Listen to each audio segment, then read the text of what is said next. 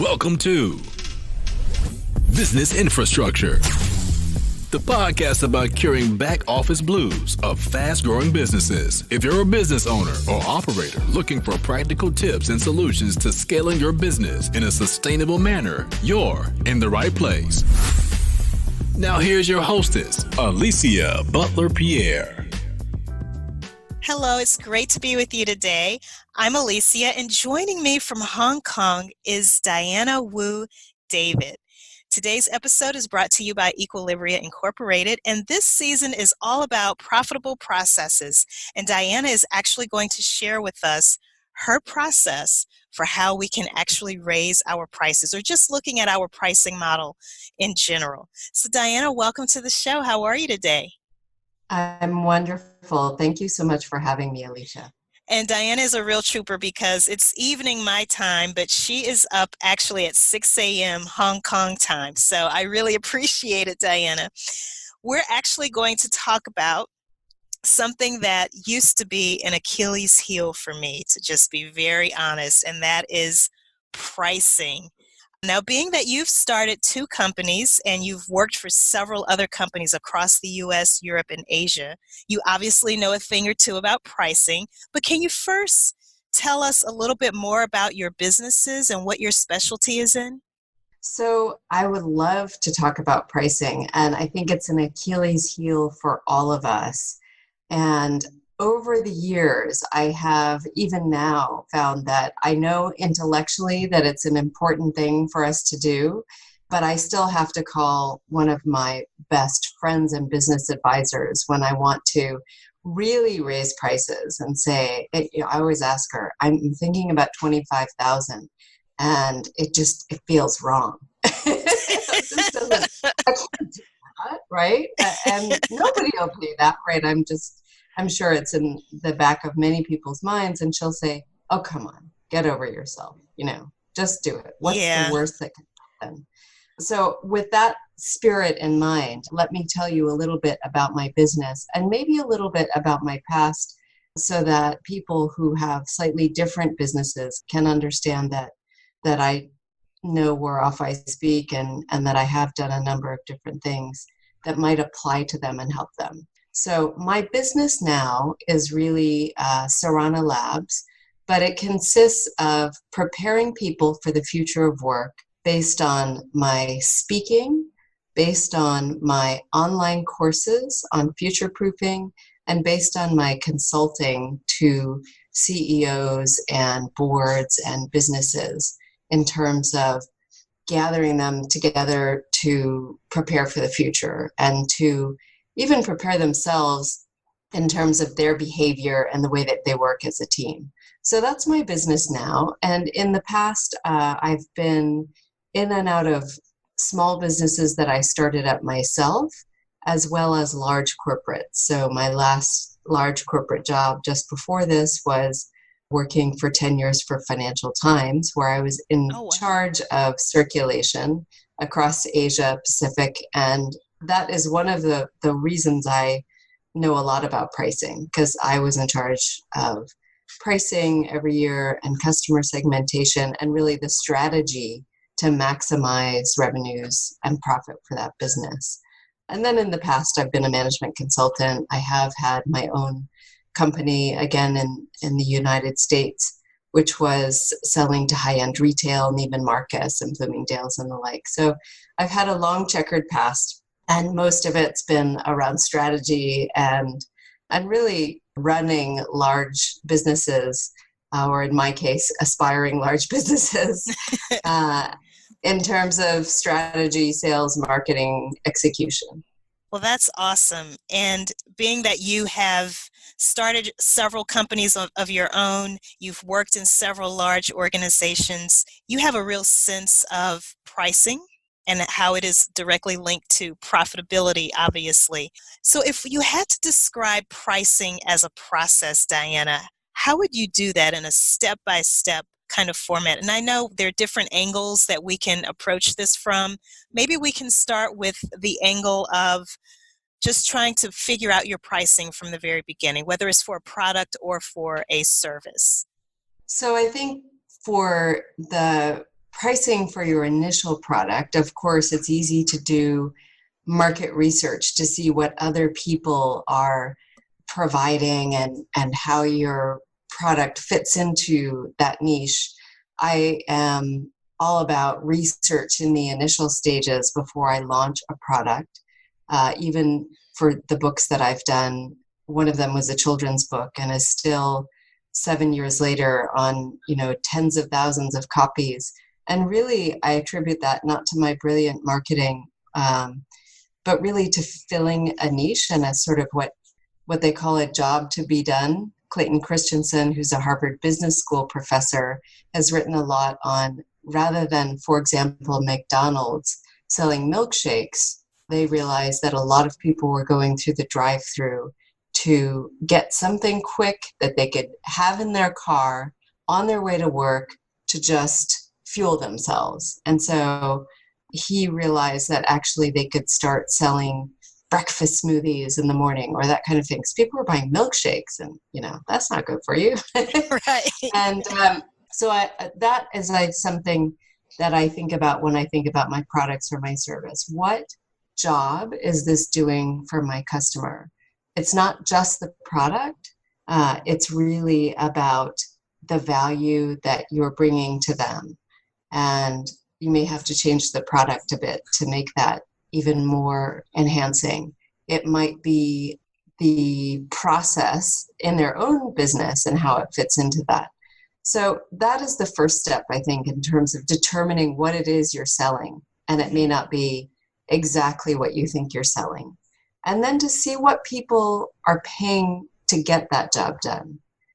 And from there, you can have an array of pricing. So I'll give you an example of the job to be done for my own business at Financial Times, which was people read a newspaper.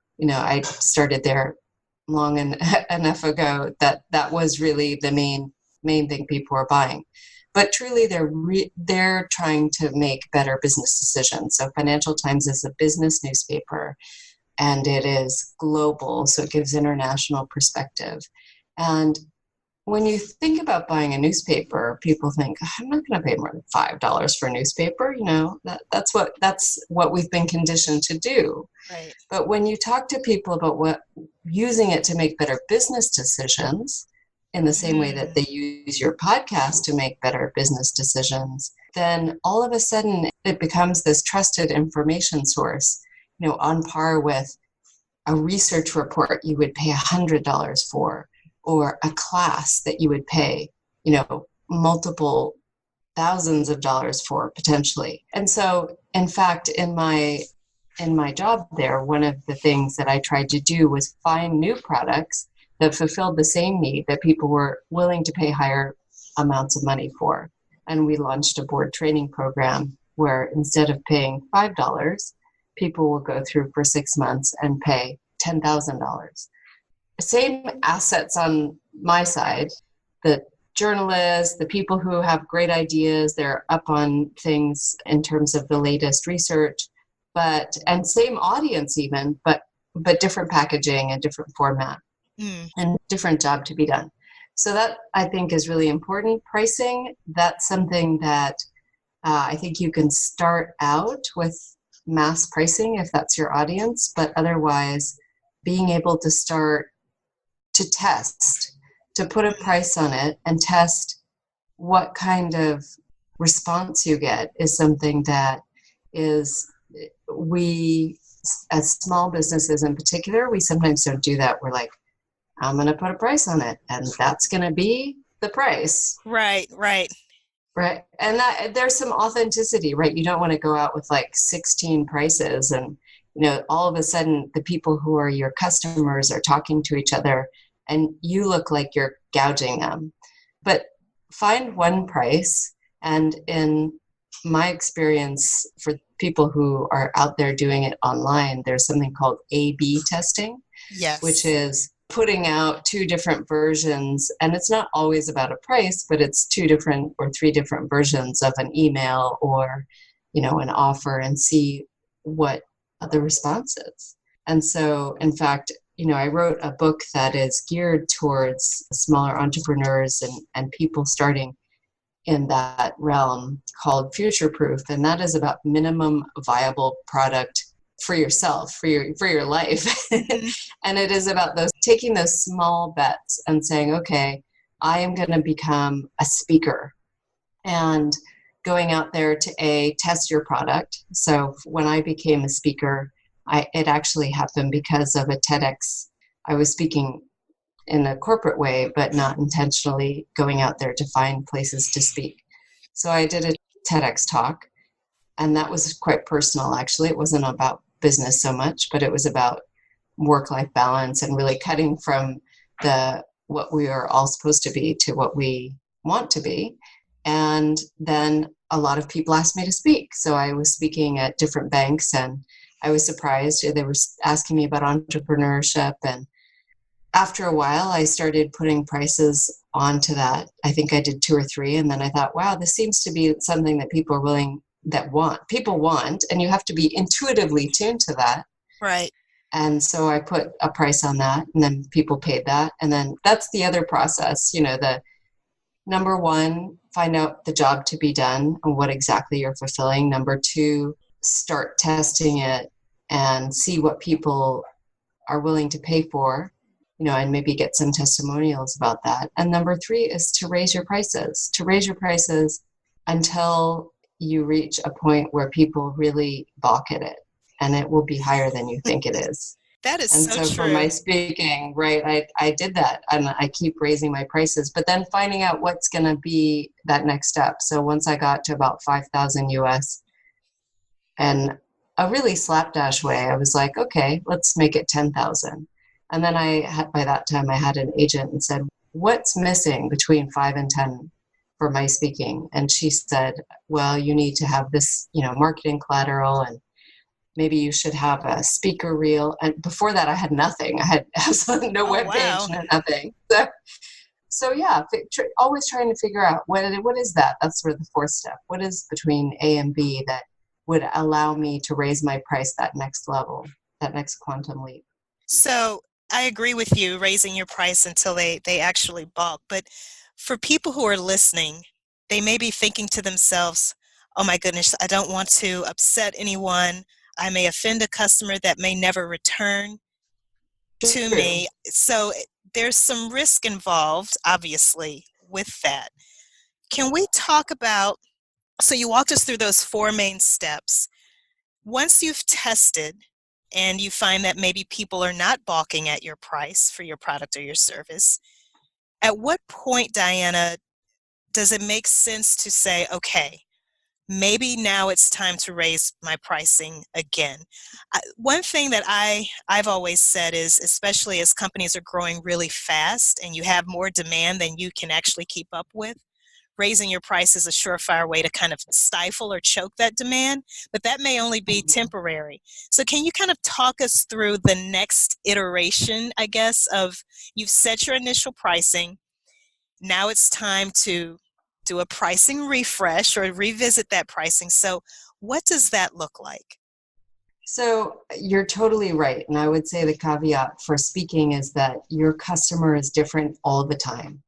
So you're, in a way, having somebody buy from you, and it's not that common for, some kind of conference or company to have you as a keynote every single year. So that, in that sense, it's a little easier. You don't have to worry about return customers.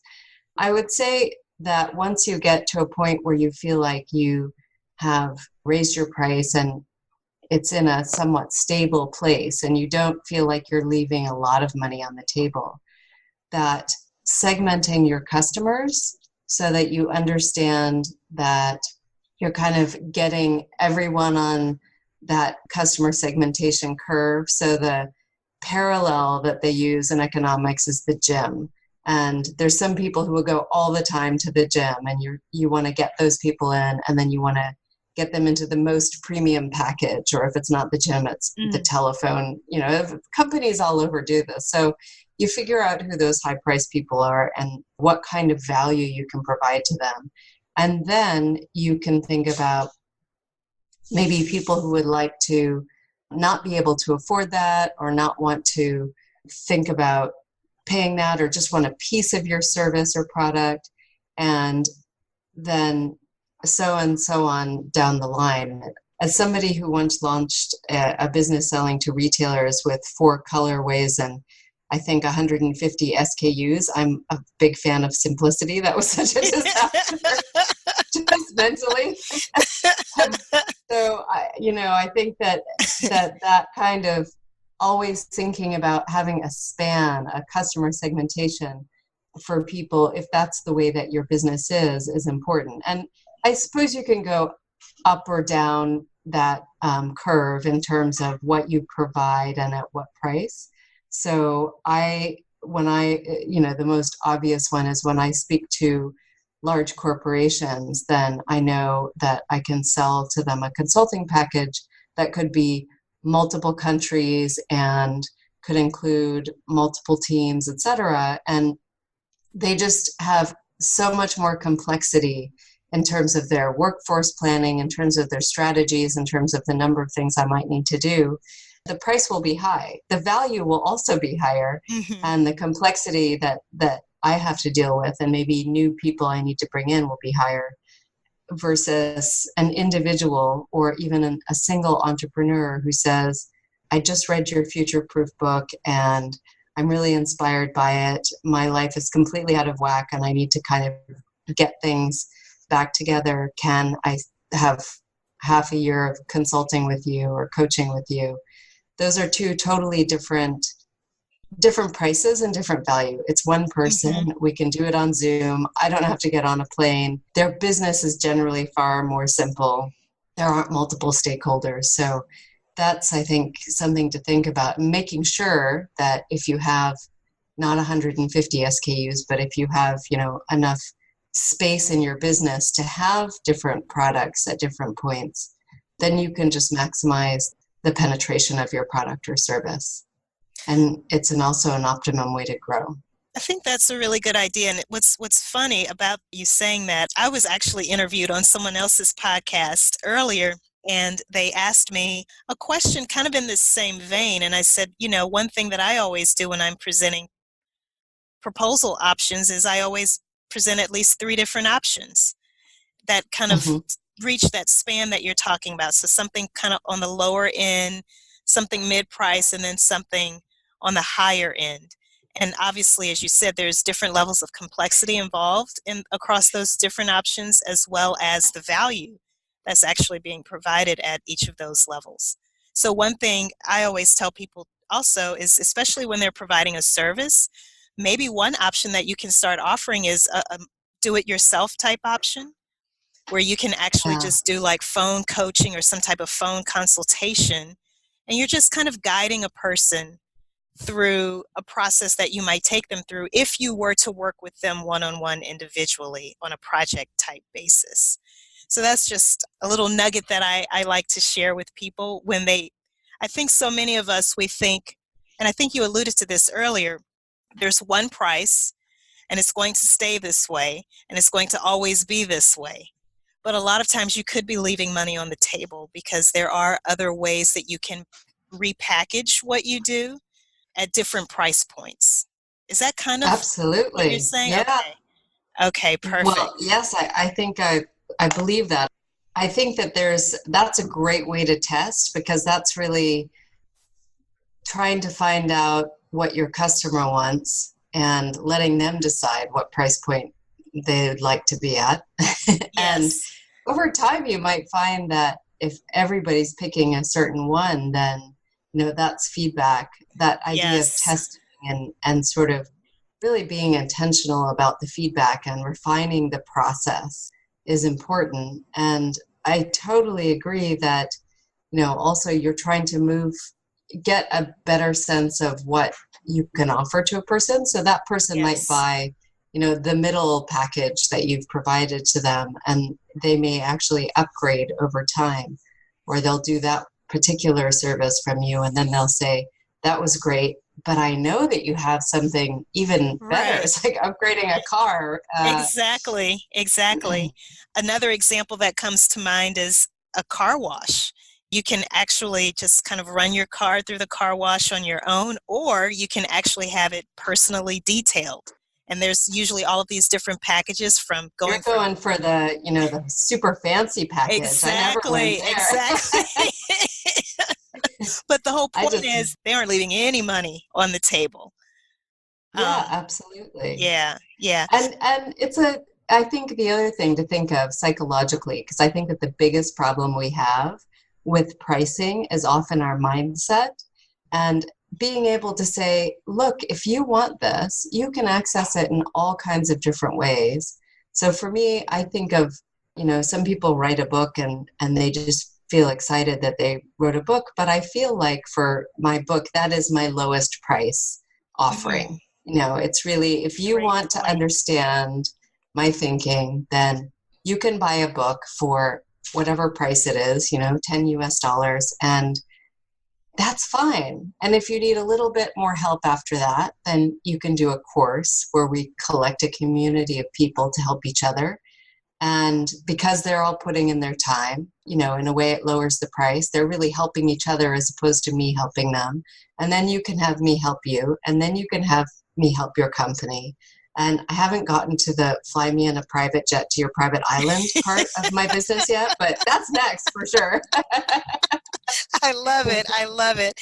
Okay, now because this is the Business Infrastructure Show, we obviously talk about processes, but we also talk about the people and tools. And for those who are listening for the first time, business infrastructure is simply a system for how you link your people, your processes, and your tools in a profitable and sustainable way as your company is going through different growth spurts. So, Diana, we've talked about the pricing process. Can you also talk about some of the people and some of the different tools that we can leverage as we're setting a price for the first time or going through some type of a price hike? Can you Hmm. talk about that? Yeah, absolutely. We alluded to one of them in terms of A/B testing. And my business is largely uses sales and marketing via the internet. So if I want to sell more copies of my book or more copies of my course, then I send an email out, or I can do pricing offer.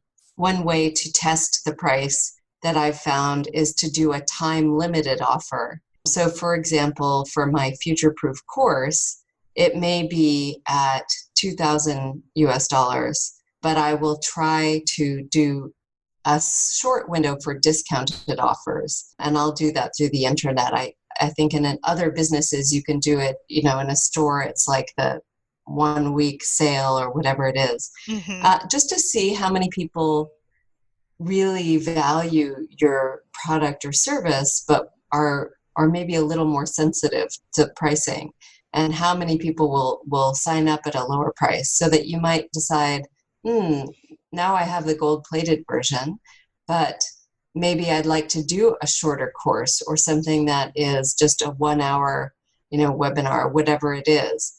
So testing that pricing via email. And in terms of the people, I'm a zealot in terms of where process meets people, because Mm-hmm. for my consulting business and for my management consulting background and almost everywhere I've been, it's where process and people meet that things fall apart. And right? Including myself. I have Please good explain. intentions.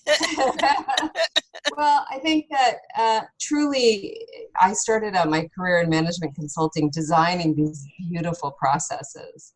And then when you got them in the hands of people, people either didn't understand what the purpose was, and they didn't want to change their own process, or it wasn't explained properly, or it wasn't thought about very well. And so while that was for large corporations, the reality is that there's a lot of process in your own small business that can be there. So the parallel would be when you install a new accounting software system, and you managing your pricing in some accounting software can be very tricky.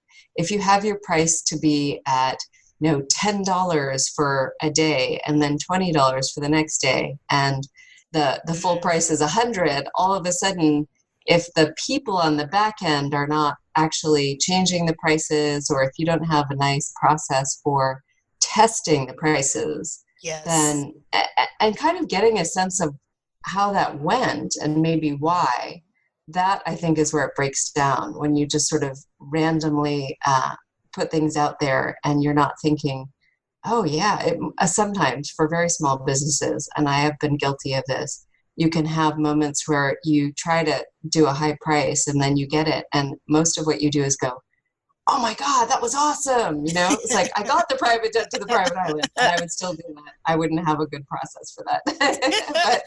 um, but a lot of times you do it, but you don't think, wow, why did I get a higher price? What went into that product or even the sales process that allowed it to happen? And so that's why I think when you put out something that's a discount and you get 10 of the 100 people sign up, and you go through and reflect on some of your sales, first of all, ensuring you have the right billing system, ensuring you have all of the processes, the other back-end processes aligned to ensure that you fulfill that properly so that you're not, billing people in different ways. And then really looking at it, and you can do in as simply as using an Excel spreadsheet, saying, this was my test. I had 1 week at this date for $10 and 10 people signed up. And then actually going out, if you have the opportunity,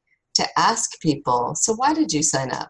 What made you sign up at this price and at this time? And people, depending on the quantity, often will tell you, oh, it just happened to be the timing. And so then you're looking at your data and thinking, maybe it was the price, but maybe people will pay more for something, or in September, or whatever it is. Like really using your data to understand when people will pay and for what is something that's quite, it's sort of a back of the envelope process for me in terms of the way I do it in my business now. For larger companies that are more data savvy, wow, they can say, like, when I worked at Financial Times, I think we would say, okay, we know that entrepreneurs in Atlanta that have just had their coffee will pay more for our subscriptions than, somebody else. Like it's a lot of data over, it's a Wow. 105-year-old company. And big companies are doing that increasingly. And I think small companies really need to start doing that more. Yeah, more data mining. Absolutely. Well, we're going to take a quick break to hear a word from our sponsor. And when we come back, I want to ask you if there's any advice that you'd like to offer to our listeners in general as it relates to raising prices. Equilibria Inc. is an operations management consulting firm offering products and services to help fast-growing small businesses scale with less pain. Visit eqbsystems.com for more information. And we're back with Diana Wu David. Now, Diana, you were describing to us the process for first initially setting a price and then kind of testing that and going through a price hiking process after that, and then kind of going through that cycle all over again. Is there any general advice that you can offer to those who are listening right now who still may be a little hesitant to start raising their pricing? Well, I think if you're really worried about raising your price, that you could start with a focus group of people in your potential segment. And an example of that would be if you have a consulting business, and I would make it not necessarily your existing customers, but I'm a huge fan of feedback, and you're thinking of launching a premium offering, you can gather together people to find out whether or not they'd be willing to pay a higher price or a different price if you're already quite high end and looking to go lower to capture more market share, and sit around and actually ask people, what would a product or service look like that was twice the price of my current product or service? The reality is that you may get feedback where they say, oh, there's nothing you can do for me that's going to make make me pay 100,000 instead of 50,000. Mm-hmm. Certainly that's a possibility. So if you're really uncomfortable, you can gain a lot from in-person focus groups, 6 people in your living room or more formally in your office. And you can even pay to have the facilitation done. I actually did that for one of my businesses, and it was hugely helpful. And I actually had a management consultant person who was interested in becoming an entrepreneur. It's my little secret tip. Come and run my focus group and actually put together that was more of a what people wanted from the business, but you can certainly do that for pricing. And then my favorite, very low effort advice would be to just try it. Put up a web page, put up a price, do an email campaign, or depending on your business, you can do advertising or some Facebook ads and see if anybody will buy it. And so I do that more times than I'd care to admit. And it's something that people do when they launch their business or new businesses. It's what I did when I launched my course. I called it a beta course. We're just wrapping it up now. I thought, people keep telling me that they want more hand-holding, but are they really willing to pay for it? I don't know. Let me, put up one web page with a sign-up sheet and see if people are willing to sign up and then also pay for it. And if I get 2 people, then I have my answer. If I get 100 people, then either way, I have my answer. And I thought it was entirely possible that not a single person would sign up. And it's a really rough draft. And so we have 15 people signed up. They're all paying lots of money. I had so many people tell me nobody pays for online anything. There's no way. And so I really was pessimistic, but I thought I'm willing to deliver on this if enough people sign up. And frankly, if 2 people had signed up, I would have said, you know what? I really feel grateful that you are interested in this, but I don't think I'm going to do a 6-week course for you guys. Why don't we just do some one-on-one consulting? Then I don't have to do 40 plus hours of video and an entire curriculum. Right. Just move it to something else. So that is a really simple way to really test whether or not you have something that can be offered at a certain price. What I like about that idea is before you just delve right into developing, in that example, the online course, you first want to make sure that whether or not there's actually a market for it. And that's part of that research that you were talking about earlier, right? But I think so many of us, we just get into content development mode and we just start creating, and then there's crickets. There's no one who actually wants what we've worked so hard to create. So that research piece is really important. Oh, yeah. And now, fast forward to 2019, of course, we have Kickstarter and Indiegogo, and basically you're getting people to sign up based on your idea. But I already told you that I had 150 SKUs. Like, I've gone down that, I had a production in China and letters of credit, and, that's my vision. There it is. Now I got to sell it. Oh my God. So yes, that was my revelation. And that is why I'm here spreading the gospel of high prices and minimum viable product. Duly noted. Now, you've mentioned some resources. You mentioned Clayton Christensen and how, he's a Harvard professor who's done a lot of research in this area. You also mentioned A/B testing and using email to kind of facilitate that A/B testing. Are there any other resources that you can recommend? I definitely want you to talk a little bit more about your book as well as your TED Talk, but are there other resources that you can recommend where we can learn more about pricing strategies? Yeah, I think that a lot of my background, my sort of top secret background is in economics. I did economics and I went to business school as well. And so I'm happy to pop a couple of notes into the show notes. I have to say that most of what I've used has been the resources that I have that I can give you are really fairly dry, and what I would boil it down to for those people in your audience who are who really want to get into the nitty gritty of A/B testing and trying, I will pop in some interesting things into the show notes. And a Okay. lot of people's email services will even talk about that. There's sort of email scripts and different ways to approach it. So if you have a specific email provider, so I use, for instance, Active Campaign, and that does email campaigns that allows you to see what people are even clicking on in terms of the emails. So that's sort of a whole level of, I guess, granularity that you can go to, whereby Active Campaigns can tell me, did that person click, and what was the open rate? And once they got to the website, did they click open?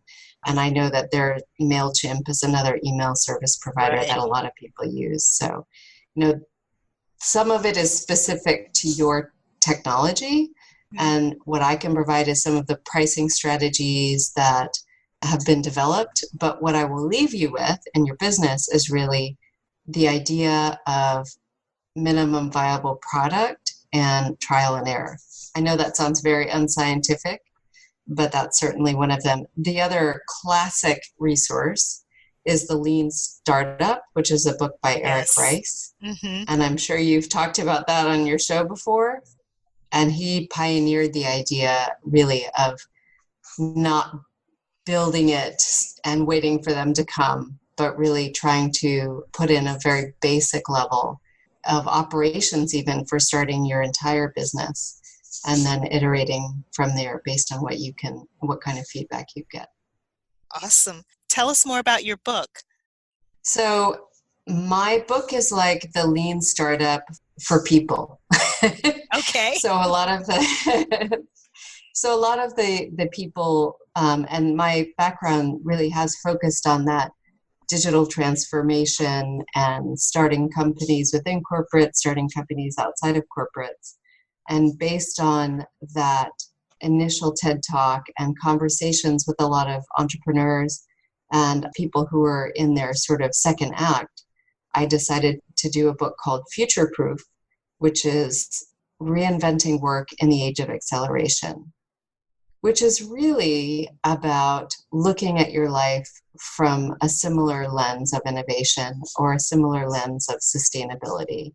One of the things in the book is the minimum viable lifestyle. So really thinking about the overall costs of your lifestyle, because many people don't become an entrepreneur because they feel like they can't possibly leave their comfortable corporate job, or they can't possibly change the lifestyle that they have.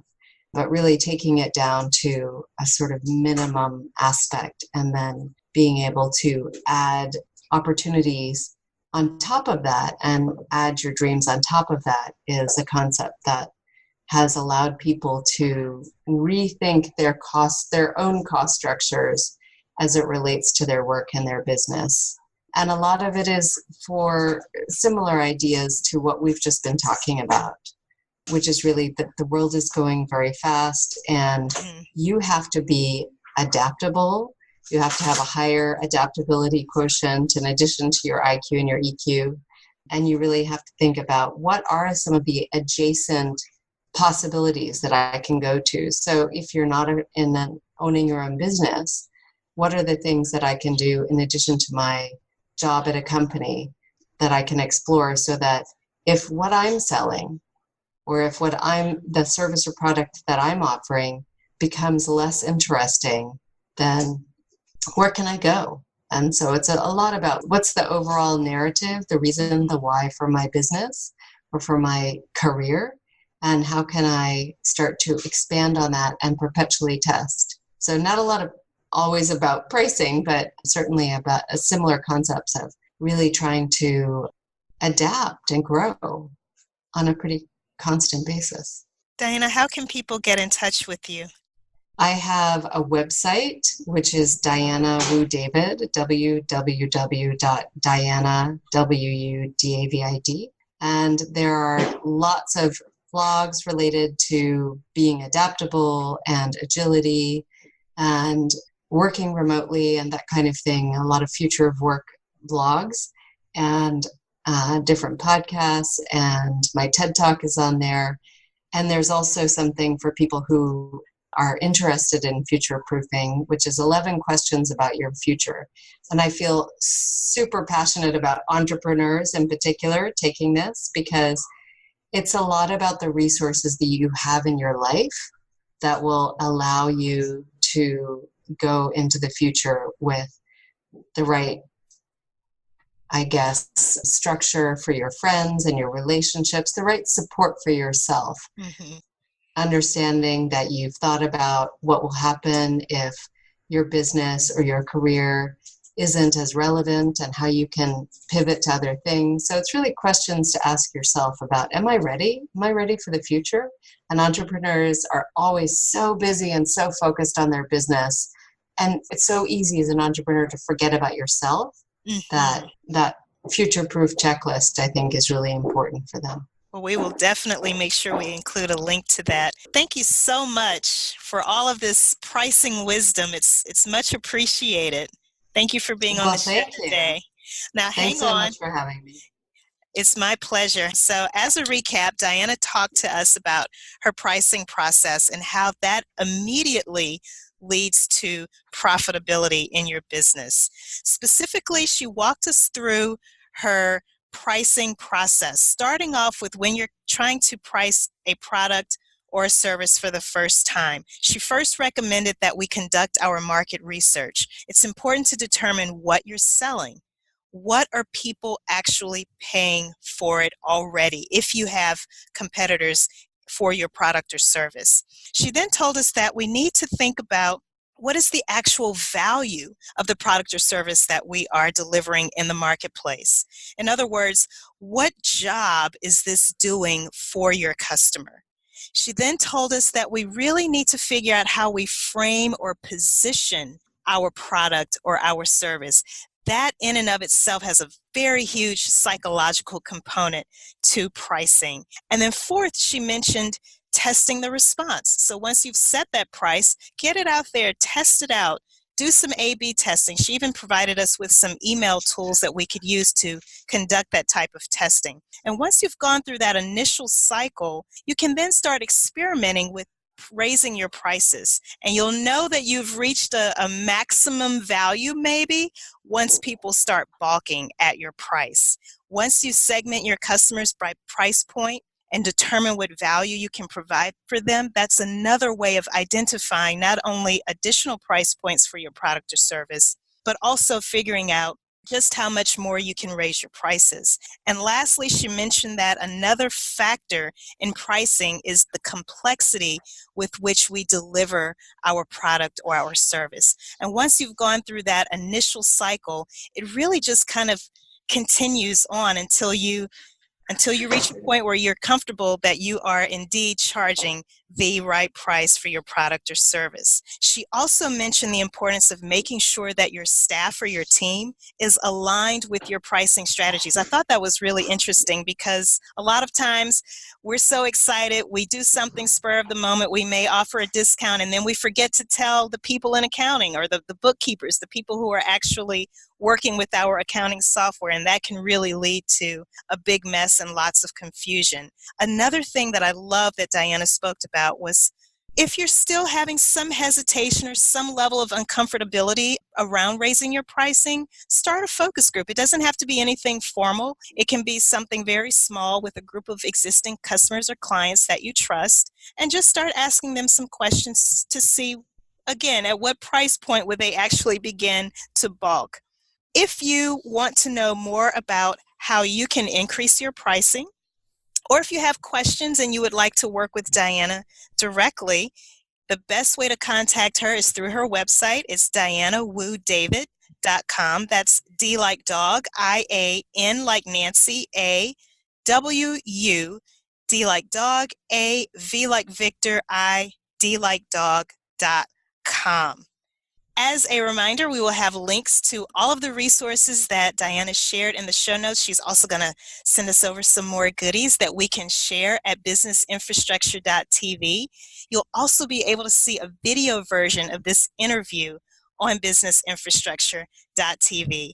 Thank you so much for tuning in. And remember, stay focused, be encouraged. This entrepreneurial journey is a marathon and not a sprint. Until the next time, everybody. Thank you for listening to Business Infrastructure, the podcast about curing back office blues with Alicia Butler-Pierre. If you like what you've heard, do us a favor and subscribe, leave a rating and review, and more importantly, share with your colleagues and team members who could benefit from the information. Join us next week for another episode of Business Infrastructure with Alicia Butler-Pierre.